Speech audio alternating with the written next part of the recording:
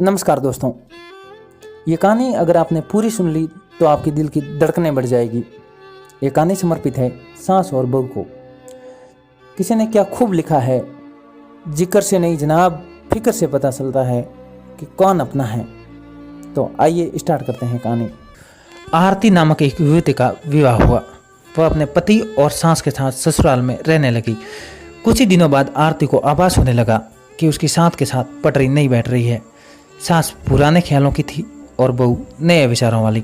आरती और उसकी सास के आए दिन झगड़ा होने लगा। दिन बीते, महीने बीते, साल भी बीत गया।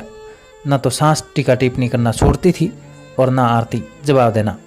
हालात बच्चे बदतर होने लगे। आरती को अब सास से पूरी तरह से नफरत हो चुकी थी। आरती के लिए उस समय स्थिति और भी बुरी हो जाती जब उसे भारतीय परंपराओं के अनुसार दूसरों के सामने अपनी सास को सम्मान देना पड़ता। अब वह किसी तरह से अपने सास से छुटकारा पाने के लिए सोचने लगी। एक दिन जब आरती का अपनी सास से झगड़ा हुआ और पति भी अपनी माँ का पक्ष लेने लगा तो वह नाराज होकर मायके चली गई। आरती के पिता आयुर्वेदिक डॉक्टर थे। उसने रो रो कर अपनी कहानी पिता को सुनाई और बोली, आप मुझे कोई जहरीली दवा दे दीजिए, मैं जाकर उस बुढ़िया को पिला दूं, नहीं तो मैं अब ससुराल नहीं जाऊंगी। बेटी का दुख समझते हुए पिता ने आरती के सिर पर प्यार से हाथ फेरते हुए कहा, बेटी अगर तुम अपनी सास को जहर खिलाकर मार दोगी तो तुम्हें पुलिस पकड़ के ले जाएगी और साथ ही मुझे भी, क्योंकि वो जहर मैं तुम्हें दूंगा, इसलिए ऐसा करना ठीक नहीं होगा। लेकिन आरती जिद पर अड़ गई, आपको मुझे जहर देना ही होगा, अब मैं किसी भी कीमत पर उसका मुंह नहीं देखना चाहती। कुछ सोचकर पिता बोले, ठीक है जैसी तुम्हारी मर्जी, लेकिन मैं तुम्हें जेल जाते हुए नहीं देख सकता, इसलिए जैसा मैं कहूँ वैसा तुम्हें करना होगा। मंजूर हो तो बोलो क्या करना होगा, आरती ने पूछा।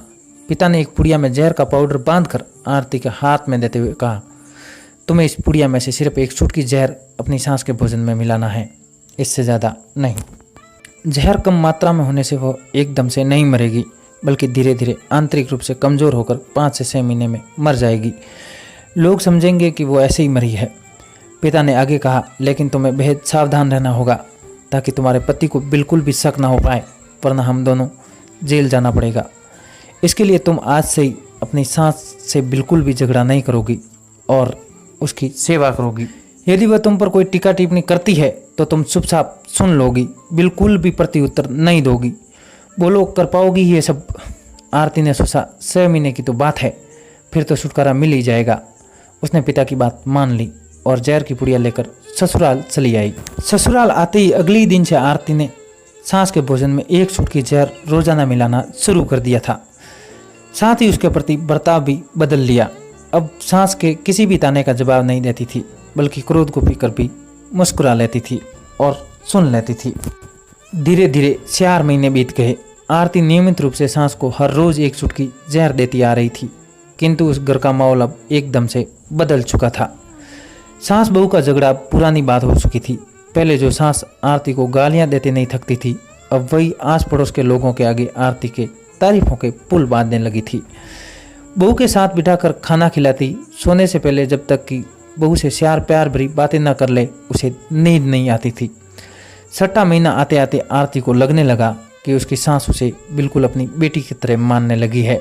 उसे भी अपनी सांस में माँ की छवि नजर आने लगी थी।